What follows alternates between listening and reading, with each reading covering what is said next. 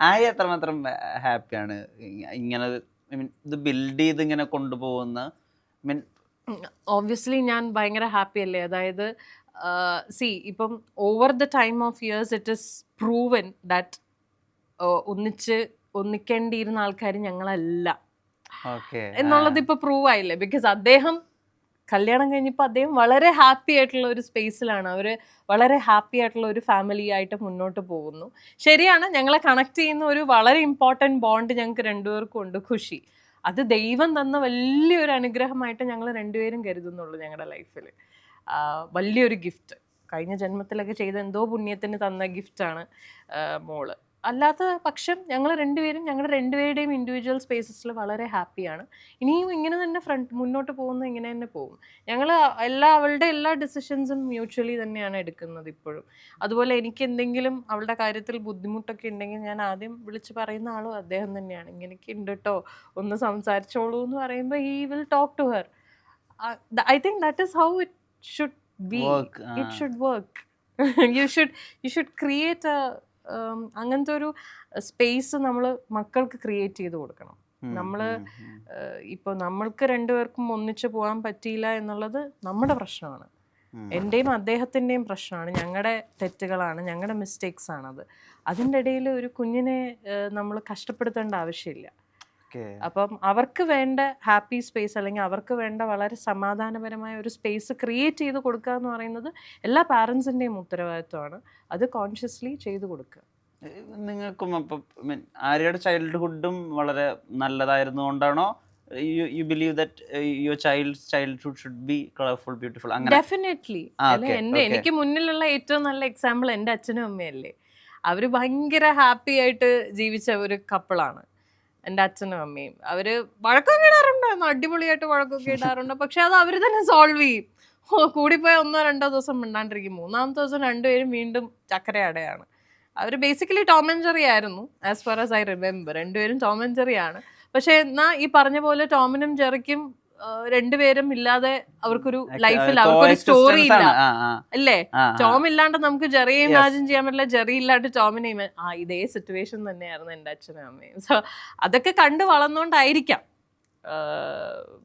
You know എനിക്ക് കുഞ്ഞിനെ നമ്മൾ ഒരു മക്കളും അച്ഛനമ്മ കാരണം ഒരു മാനസികമായ ഒരു ബുദ്ധിമുട്ടിൽ ഏർപ്പെടരുതെന്ന് എൻ്റെ ആഗ്രഹമാണത്. പിന്നെ എൻ്റെ മോളുടെ കാര്യത്തിൽ എനിക്കത് വാശിയായിരുന്നു. അങ്ങനെ കുഞ്ഞൊരിക്കലും അങ്ങനത്തെ ഒരു സിറ്റുവേഷനിൽ വരരുത് എന്നുള്ളത്. വന്നിട്ടില്ല, വരുത്തിയിട്ടില്ല. ഞങ്ങൾ രണ്ടുപേരും വെഞ്ചറിങ് ഇൻ ടു ബിസിനസ് അത് വേറെ തന്നെ ഒരു പരിപാടിയല്ലേ. ഇങ്ങ് പൈസ വരുന്നു, ടാലി ആക്കണം എക്സ്പെൻഡിച്ചർ, അത് നമ്മൾ കസ്റ്റമേഴ്സിനെ ഹാപ്പി ആക്കണം, കംപ്ലൈൻറ്റ്സ് വരാൻ പാടില്ല, അങ്ങനെ കുറേ ഏരിയ ഉണ്ട്. അത് ആർട്ടിസ്റ്റിക് സ്പേസ് എന്നല്ലാതെ നമ്മൾ കൊമേഴ്ഷ്യൽ ആയിട്ട് തന്നെ ചിന്തിക്കേണ്ട ഒരു ഏരിയ ആണ് അവിടെ നിൽക്കുന്നത്. ഈ സമയത്ത് നമ്മൾ മനസ്സിലാക്കിയിട്ടുള്ള ഒരു ആര്യയുടെ പേഴ്സണൽ സ്പേസും അത്ര ഓക്കെ ഒന്നല്ല. ഐ മീൻ കുറേ പ്രശ്നങ്ങൾ, പറഞ്ഞ പോലെ സൈബർ ബുള്ളിങ്, ഇത് എങ്ങനെ ബാലൻസ് ചെയ്തെന്ന് വെച്ചപ്പോൾ ഞാൻ പറഞ്ഞില്ലേ, സൈബർ ബുള്ളിങ് ഒക്കെ ഈ പറഞ്ഞ പോലെ തുടക്കകാലത്ത് ഒരു പരിധിവരെ ബാധിച്ചിട്ടുണ്ടെങ്കിലും പിന്നീട് നമ്മൾ അത് റിയലൈസ് ചെയ്യും, അക്സെപ്റ്റ് ചെയ്യുകയാണ് ചെയ്തത് പിന്നീട്. കാരണം നമുക്ക് അവിടെ വേറെ ഓപ്ഷൻ ഇല്ല അക്സെപ്റ്റ് ചെയ്യുക എന്നുള്ളതല്ലാതെ. ഇപ്പോൾ ബുള്ളി ചെയ്യുന്ന ആൾക്കാരോട് 100 പേര് നമ്മളെ സൈബർ ബുള്ളിങ് ചെയ്യുന്നു, ഈ 100 പേരോടും നമുക്കിരുന്ന് പറയാൻ പറ്റില്ല നമ്മുടെ side of the story. And ഈ 100 പേരും നമ്മളിങ്ങനെ സൈബർ ബുള്ളിങ് ചെയ്യുന്നുണ്ടെങ്കിൽ that means they don't want to hear അവർ സൈഡ് ഓഫ് ദ സ്റ്റോറി. അവരെന്ത് കേട്ടോ അതിൽ അവർ ഓക്കെ ആണ്, അതുകൊണ്ടാണ് നമ്മളെ അവർ ജഡ്ജ് ചെയ്യുന്നത്. അവർക്ക് നമ്മുടെ സൈഡ് എന്താണ് കേൾക്കണം എന്ന് ആഗ്രഹമില്ല. അങ്ങനെയുള്ളവരോട് നമ്മൾ എക്സ്പ്ലെയിൻ ചെയ്യാൻ നിന്നിട്ടും കാര്യമില്ല. അതുകൊണ്ട് പിന്നെ നമുക്ക് ചെയ്യാൻ പറ്റുന്ന ഓപ്ഷൻ അക്സെപ്റ്റ് ചെയ്യുക. ഓക്കെ, എടി പോടി മറ്റേ ഡാഷ എന്ന് പറഞ്ഞ് എൻ്റെ ഒരു പോസ്റ്റിന് താഴെ ഒരാൾ വന്ന് കമൻറ്റ് ചെയ്ത ആണോ ശരി, ഓക്കെ, സന്തോഷം, ഇത്രേ ഉള്ളൂ. നിങ്ങളത് വായിക്കുന്നു, അത് വായിച്ചിട്ട് you go back into the ideation. അതായത് ഇന്ന ഡിസൈൻ വന്നിട്ടുണ്ട്, ഇന്ന കളർ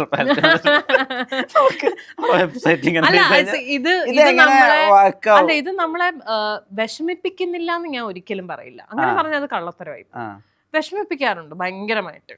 ഇപ്പൊ ഈ ഗെറ്റ് റെഡി വിത്ത് മീയുടെ ഒക്കെ കാണുമ്പോഴല്ലേ, ഈ ഗെറ്റ് റെഡി വിത്ത് മീയിൽ എന്തുള്ളത്, രാവിലെ എണീറ്റ് മറ്റേ ഇച്ചിരി മേക്കപ്പ് ഒക്കെ ഇട്ട് ഒരുങ്ങി ഒരു പരിപാടിക്ക് ഇതിന്റെ താഴെ വന്നിട്ട് ഒരാള് ഇന്നലെ ഇട്ട ഗെറ്റ് റെഡി വിത്ത് മീയുടെ താഴെ ഒരാള് ഒരു കാര്യമില്ലാണ്ട് ഫേക്ക് അക്കൗണ്ടാ, ശവം കമന്റാ. ഞാൻ ഇരുന്നിട്ട് ഇങ്ങനെ ആലോചിച്ചു, ഈശ്വരാ ഇത് എന്തിനാണ് ഇതിൻ്റെ അടിയിൽ ഇങ്ങനെ ഒരു കമൻറ്റ്, എന്തിനാണ്? അപ്പൊ എന്തോ അവർക്ക് എന്തോ ഇപ്പൊ ഞാൻ ഇത് പറയുമ്പോൾ ചിരിക്കുക ചെയ്യണത്. ഇത് തന്നെ ഒരു 4-5 വർഷം മുന്നേ ആയിരുന്നെങ്കിൽ ഞാൻ ചിലപ്പോൾ ഇരുന്ന് കരയുണ്ടാവും.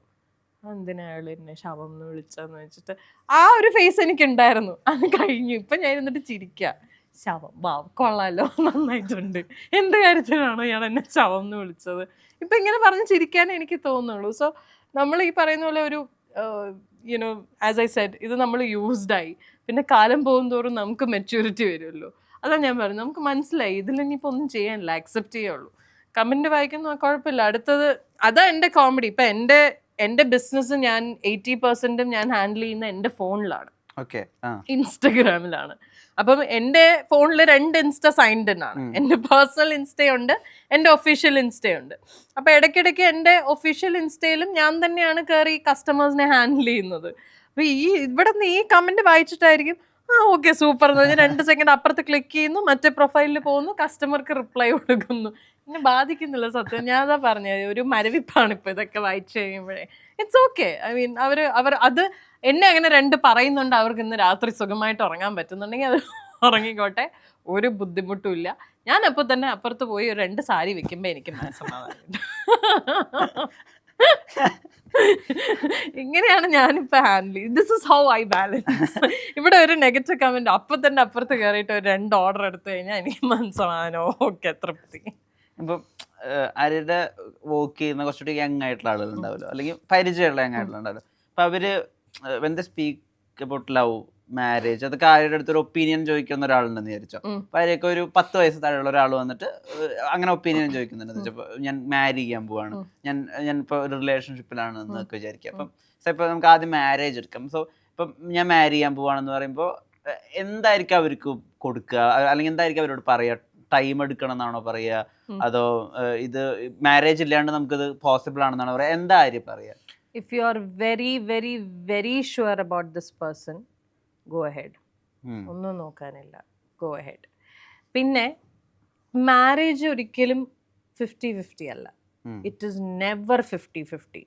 അങ്ങനെ നമ്മൾ വിചാരിക്കുന്നുണ്ടെങ്കിൽ അതാണ് ഏറ്റവും വലിയ mistake. Marriage is never 50-50. It can be 80-20, can be 70-30, can be 60-40, it can be 90-10. ചിലപ്പം 90 ഞാനായിരിക്കും, 10 അദ്ദേഹമായിരിക്കും. വേറൊരു പോയിന്റിൽ ചിലപ്പം 10 ഞാനായിരിക്കും, 90 അദ്ദേഹമായിരിക്കും. ബേസിക്കലി മാരേജ് എന്ന് പറയുന്നത് ഇറ്റ്സ് എ കമ്പാനിയൻഷിപ്പാണ്.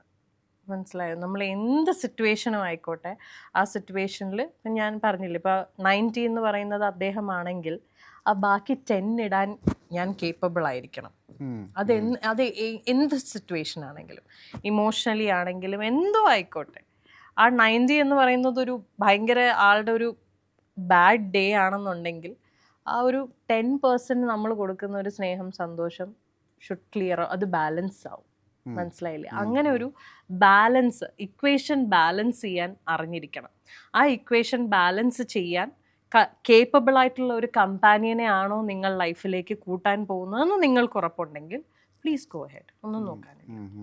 പിന്നെ എപ്പോഴും ഹാപ്പിനെസ് ആണ് കല്യാണം എന്ന് പറയുന്നത്, എല്ലാം ഭയങ്കര മറ്റേ ഫെയറി ടെയിലാണ് എന്നും വിചാരിക്കരുത്. It's A roller coaster. ആ റോളർ കോസ്റ്ററിൽ ഒരു സീറ്റ് ബെൽറ്റ് ഇട്ട് ടൈറ്റായിട്ട് അങ്ങിരിക്കുക. എന്തൊക്കെ പറഞ്ഞാലും നമ്മൾ ലാസ്റ്റ് എത്തിക്കഴിയുമ്പോൾ നമുക്കൊരു ആശ്വാസം ഉണ്ടാവും. അപ്പോൾ അതൊക്കെ മനസ്സിലാക്കി, ഇത് കുറേയൊക്കെ നമ്മൾ മനസ്സിലാക്കുക എന്നുള്ളതാണ്. It's not fairy tale. അല്ലെങ്കിൽ പിന്നെ നമ്മുടെ expectations, life is not always like how we expect it. എപ്പോഴും നമ്മുടെ എക്സ്പെക്റ്റേഷൻസ് പോലെ കാര്യങ്ങൾ നടക്കണം എന്നില്ല, അല്ലേ? ഇപ്പം നാളെ എന്ന് പറയുന്നുള്ള പ്രതീക്ഷയിലാണ് നമ്മൾ ഇന്ന് കിടന്നുറങ്ങുന്നത്. എന്തുറപ്പുള്ളത് നാളെ നമ്മൾ ഉറക്കം എണീക്കോ ഇല്ലയോ എന്ന്? ഈ ഉറക്കത്തിൽ നമ്മളങ്ങ് പോയാൽ എന്ത് ചെയ്യും? പക്ഷെ അങ്ങനെ അല്ലല്ലോ. അങ്ങനെ ചിന്തിച്ചിട്ടാണോ നമ്മൾ ആരെങ്കിലും ഉറങ്ങുന്നത്? അല്ല. നാളെ എണീറ്റ് ഇന്ന കാര്യങ്ങൾ ചെയ്യണം എന്ന് കാൽക്കുലേറ്റ് ചെയ്ത് വെച്ചിട്ടല്ലേ നമ്മൾ ഇന്ന് രാത്രി ഉറങ്ങാൻ കിടക്കുന്നത് പോലും. സോ അതാ ഞാൻ പറയുന്നത്. അപ്പോൾ ഹോപ്പോട് കൂടിയാണ് നമ്മൾ കിടക്കുന്നത്. പക്ഷേ നാളെ നമ്മൾ ഉറക്കം എണീക്കുമ്പോൾ നമ്മൾ എക്സ്പെക്റ്റ് ചെയ്ത പോലെ ആയിരിക്കുമോ നമ്മുടെ ദിവസം എന്ന് നമുക്ക് ഉറപ്പ് പറയാൻ പറ്റില്ല. ചിലപ്പോൾ അത് വേറെ എന്തെങ്കിലുമൊക്കെ നമ്മൾ വിചാരിക്കാത്ത കാര്യങ്ങൾ കടന്നു വരാം, വിചാരിക്കാത്ത സിറ്റുവേഷൻസിലൂടെ നമ്മൾ കടന്നു പോവാം. അതിനെ അക്സെപ്റ്റ് ചെയ്യണം. അല്ലാതെ അയ്യോ ഇങ്ങനെയല്ല ഞാൻ വിചാരിച്ചിരുന്നത്, ഇത് എൻ്റെ ലൈഫിൽ ഇത് സംഭവിച്ച ഭയങ്കര മോശമായി പോയി, ഇത് അങ്ങനെയല്ല എന്ന് പറഞ്ഞ് നമ്മൾ ഡിപ്രഷൻ അടിച്ചിരുന്നിട്ട് കാര്യമില്ല. മാറിയാം കാര്യങ്ങൾ. ആ മാറി മറിയുന്നതിനെ അക്സെപ്റ്റ് ചെയ്യുക. അക്സെപ്റ്റ് ചെയ്ത് കഴിഞ്ഞാൽ പ്രശ്നം തീർന്നു.